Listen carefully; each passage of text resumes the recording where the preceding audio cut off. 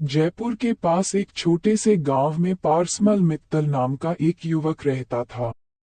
वह एक साधारण परिवार से ताल्लुक रखता था, जहां खेती ही जीविका का एकमात्र साधन था। पारसमल के पिता मोहनलाल एक मेहनती किसान थे, जिन्होंने अपनी पूरी जिंदगी खेतों में गुजार दी थी। उनकी मां कमलाबाई एक गृहिणी थी, जो परिवार की देखभाल करती थी और पारसमल की छोटी बहन सुमन के साथ घर के कामों में मदद करती थी।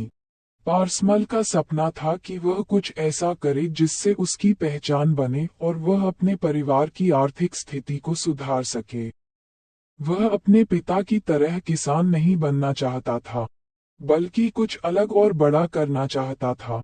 बचपन से ही पारसमल को खाना बनाने का बहुत शौक था। उसकी दादी रुक्मिणीबाई उसे तरह तरह की रेसिपी सिखाती थी। दादी की बनाई मटन बिरयानी पारसमल की सबसे पसंदीदा थी, और वह उसे बनाने में महारत हासिल करना चाहता था। जब पारसमल ने अपने घर की छत पर एक छोटा सा ढाबा खोलने का फैसला किया, तो उसके परिवार और गांव वालों ने उसका मजाक उड़ाया। उन्हें लगता था कि एक छोटे से गांव में बिरयानी का ढाबा खोलना बेकार है, क्योंकि यहाँ लोग ऐसे खाने के शौकीन नहीं हैं। लेकिन पारसमल ने हार नहीं मानी और अपनी बचत से ढाबा शुरू किया। पहले दिन उसने सिर्फ 5 प्लेट बिरयानी बनाए। लोग संकोच के साथ ढाबे पर आए, लेकिन जो भी आया उसने बिरयानी की तारीफ की। शुरुआत में पारसमल को बहुत मेहनत करनी पड़ी। वह सुबह जल्दी उठकर शहर से ताज़ा सामग्री लाता और फिर दिन भर बिरयानी बनाने में जुटा रहता। उसकी माँ और बहन भी उसकी मदद करती।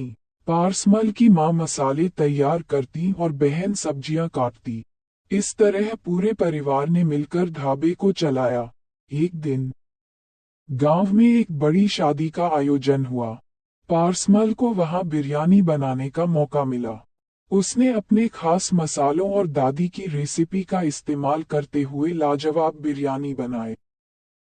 उसकी बिरयानी ने सभी का दिल जीत लिया और शादी के बाद उसका ढाबा गांव के साथ साथ आसपास के गांवों में भी प्रसिद्ध हो गया।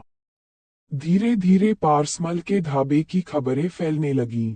एक दिन एक फूड ब्लॉगर उसके ढाबे पर आया और उसकी बिरयानी का स्वाद लिया। वह बिरयानी की तारीफ करते नहीं थका और उसने अपने ब्लॉग पर इसके बारे में लिखा। ये ब्लॉग वायरल हो गया और पारसमल का ढाबा और भी प्रसिद्ध हो गया।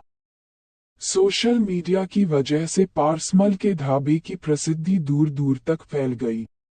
पारसमल ने अपने ढाबे को एक छोटे से रेस्टोरेंट में बदलने का फैसला किया। उसने अपने रेस्टोरेंट को साफ सुथरा और आरामदायक बनाया। पारसमल ने अपने रेस्टोरेंट में बैठने की अच्छी व्यवस्था की और अपने ग्राहकों के लिए विशेष छूट और ऑफर भी शुरू किए। इसके साथ ही उसने अपने रेस्टोरेंट की सजावट पर भी ध्यान दिया, ताकि ग्राहक एक अच्छी जगह पर खाना खा सकें। धीरे धीरे पारसमल ने अपने रेस्टोरेंट की शाखाएं दूसरे शहरों में भी खोलनी शुरू कर दी। उसने अपने रेस्टोरेंट की गुणवत्ता और स्वाद को बनाए रखते हुए इसे एक बड़ी श्रृंखला में बदल दिया। आज पारसमल का नाम देश भर में जाना जाता है और उसकी मटन बिरयानी की डिमांड हर जगह है। इस सफर में पारसमल ने कई कठिनाइयों का सामना किया, लेकिन उसने कभी हार नहीं मानी।